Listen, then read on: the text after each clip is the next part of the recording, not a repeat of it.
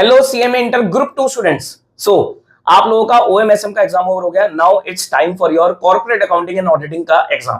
ठीक है, नाउ अगर आप बोथ ग्रुप्स दे रहे हो तो आपका तो बैक टू बैक एग्जाम है। कल आपका ग्रुप 1 का है, फिर उसके बाद आपका कॉर्पोरेट अकाउंटिंग एंड ऑडिटिंग है। अगर आप सिंगल सिंगल करके दे रहे हो तो आपके पास लगभग 1.5 डेज का टाइम बचता है। अब कैसे सिलेबस को कवर करना है वो मैं आपको इस वीडियो में बताऊंगा, कैसे पेपर को अटेम्प्ट करना है वो सब भी वीडियो को बताऊंगा, अंत तक देखना। देखो जी, सबसे पहले आपको तैयारी कैसे करनी है, आपको शुरुआत करनी है कॉर्पोरेट अकाउंटिंग से। कॉर्पोरेट अकाउंटिंग उठाओ और सबसे पहले मैं आपको कुछ चैप्टर्स बता रहा हूं, उस सीक्वेंस में चल रहा हूं। शुरुआत में आप उठा लेना शेयर्स एंड डिबेंचर्स का टॉपिक, जिसमें आपका शेयर कैपिटल, उसके बाद bonus issue, right issue, redemption of preference share, redemption of debenture, buyback of shares, sweat equity shares, ESOPs वगैरह, ये सारे टॉपिक है। इनको आप कवर करके चलना और इसमें लगभग 3 to 4 आवर्स आपको लगेंगे, क्योंकि कई सारे टॉपिक्स है, हर एक कॉन्सेप्ट पे एक एक क्वेश्चन तो देखोगे, तो 3 to 4 आवर्स का टाइम आपको लगेगा। जैसे ये पोर्शन पूरा हो जाएगा उसके बाद आप एक ऑडिट का चैप्टर उठा लेना। ध्यान दे, ऑडिट का जो कंपनीज एक्ट वाला होता है ना, कंपनी ऑडिट, वो उठा लेना।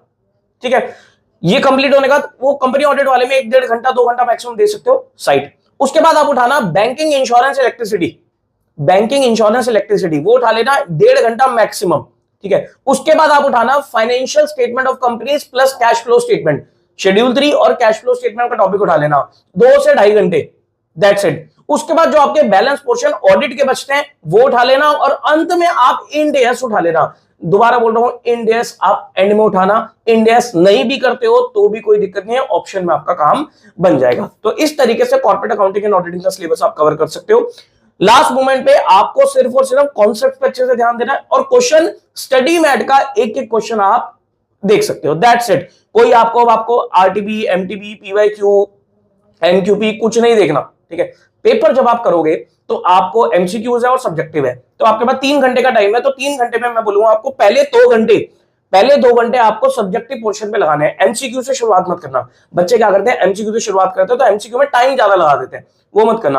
आप पहले 2 घंटे सब्जेक्टिव पोर्शन को उठा लेना, मतलब आप मान के चलना कि पहले 2 घंटे मुझे सब्जेक्टिव करना है, दैट्स इट। सब्जेक्टिव में रैंकिंग बना लेना कि पहले क्या करना है फिर क्या करना है। उसके बाद जैसे ही 2 घंटे ओवर हो जाए, जितना सब्जेक्टिव हो गया आपका छोड़ देना, एमसीक्यूज उठा लेना।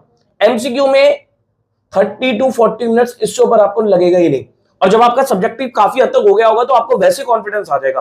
ठीक है, तो 30-40 मिनट में आपका क्या हो जाएगा सर, एमसीक्यू का पोर्शन कवर हो जाएगा। फिर भी उसके बाद आपके 15-20 मिनट जो बचते हैं, जो आपका सब्जेक्टिव रहेगा उसको कवर करके चलना। इस स्ट्रैटेजी से आप अपना पेपर काफी हद तक टाइम पे और मैक्सिमम टू मैक्सिमम कंप्लीट कर जाओगे, नहीं तो बहुत सारे बच्चों का पेपर ही छूट जाता है। ठीक है जी, तो ये आपकी तैयारी रहेगी, आपकी स्ट्रैटेजी रहेगी for corporate accounting and auditing का एग्जाम। पेपर बहुत आसान आता है, बहुत स्कोरिंग पेपर है ये, अच्छे से तैयारी करके चलो, अच्छे से